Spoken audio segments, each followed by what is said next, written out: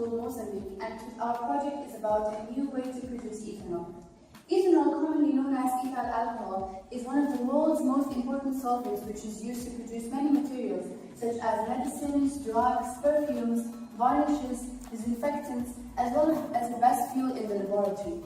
Specialists say in the next hundreds of years, the actual sources of petroleum are going to end. Therefore, we need to search for alternative energy sources. In the future, one of the most common alternative sources of energy would be ethanol. Currently, the most common sources of ethanol are corn and sugarcane. Unfortunately, the use of these products to produce ethanol would mean competition for food, causing their prices to rise. After extensive research, we found one possible way we can use to produce ethanol. The first way to produce ethanol is cassava, which is one of the world's most common crops and the third largest source of the carbohydrate for human consumption worldwide. The second viable plant which is readily available is arrowroot. Arrowroot is a perennial plant that grows up to 2 feet high and contains small white flowers and fruits. In order to create a valid comparison, we used white corn powder too. It had been known to be cultivated to cook or grind for hundreds of years. In comparison, arrowroot is best among cassava and white corn to produce ethanol because the last two mentioned are one of the world's most expensive staple foods. This project aims at utilizing cassava, arrowroot, and white corn powder to produce ethanol, which can also be used as a biofuel. The materials we used for our experiments are 150 grams of each arrowroot, cassava, and white corn powders, 2 liters of warm distilled water, 45 grams of active yeast, iodine and Fantas reagent, and also citric acid, and other general laboratory equipments. Due to the unique nature of this experiment and in order to gain the best results, we divided our experiment into 3 different parts. The first one consists of no hydrolysis. The second one consists of hydrolysis using Fantas reagent, and the third one consists of hydrolysis using citric acid as a reagent instead.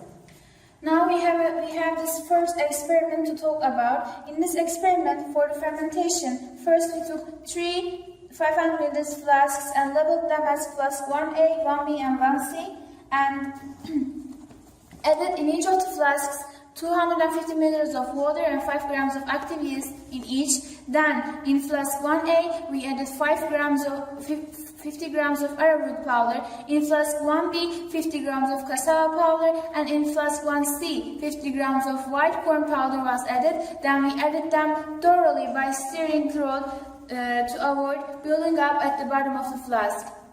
Next, we heated them until 30 degrees centigrade and placed them in a hot butter tub for 48 hours for the best solutions and recorded the observations in 12, 24, and 48 hours interval. Next comes the distillation process. The liquid was decanted into 3 separate flasks using a sieve. The proper distillation materials were prepared, and after that, a 100 milliliter measuring cylinder was placed at the bottom of the flask to catch the ethanol that would have been produced. Then the liquid was heated to a temperature of 85 degrees Celsius or a temperature just below 100 degrees Celsius.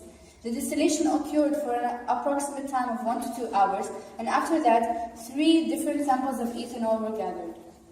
After the distillation, we made a flame test to check the quality of the ethanol we produced.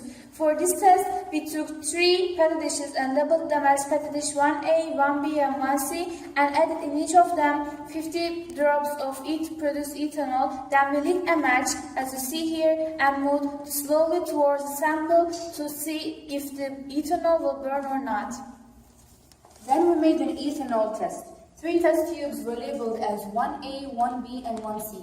In each of them, 20 drops of the respective ethanol produced was added, plus 50 drops of iodine and 20 drops of sodium hydroxide. We shook the test tubes well, and after that, a yellow iodoform precipitate was present, which meant ethanol was there. Now let's talk about our experiment second. In this experiment, we used hydrolysis of arrowroot, cassava, and white corn powders by using Fantas reagent. This time, firstly, we prepared 3 separate solutions of Fantas reagent. Then we took 3 500 ml flasks and labeled them as flask 2A, 2B, and 2C, and added the same materials as in part 1. After stirring them thoroughly, we heated them until 30 degrees centigrade, and once the temperature was reached, we added the Fenton reagent. After that, we placed them in a hot water bathtub at 30 degrees centigrade for 48 hours for the best result. And we checked the observations in 12, 24, and 48 hours interval. Then comes part 3, which is hydrolysis using citric acid as a reagent. Firstly, we prepared 3 separate solutions of citric acid.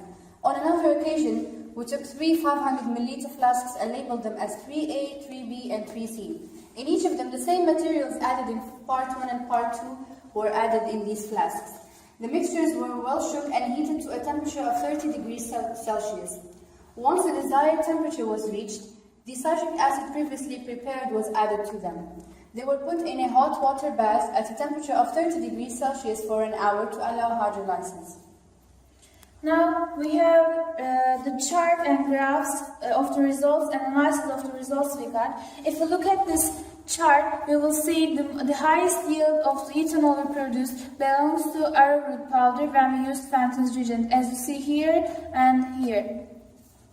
The other yields of the produced ethanols are less than 11, and when we use without hydrolysis of arrowroot, we got 5 milliliters. When we use citric acid as a reagent for arrowroot, we got 10 milliliters of ethanol, and others for cassava, we got without hydrolysis, we got 8 milliliters. And when we use Fenton's reagent, we got 6 milliliters. And when we use citric acid as a reagent, we got only 4 milliliters. And the highest yield when we use white corn powder, we got 10 milliliters when we didn't use hydrolysis. And if we look at this chart, we will see the substance utilized as here in the graph.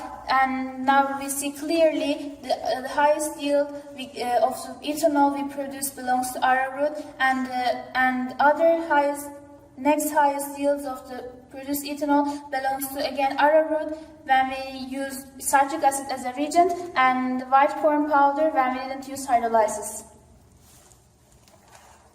As for the iodine test, a slight yellow color appeared for arrowroot experiments in all of them.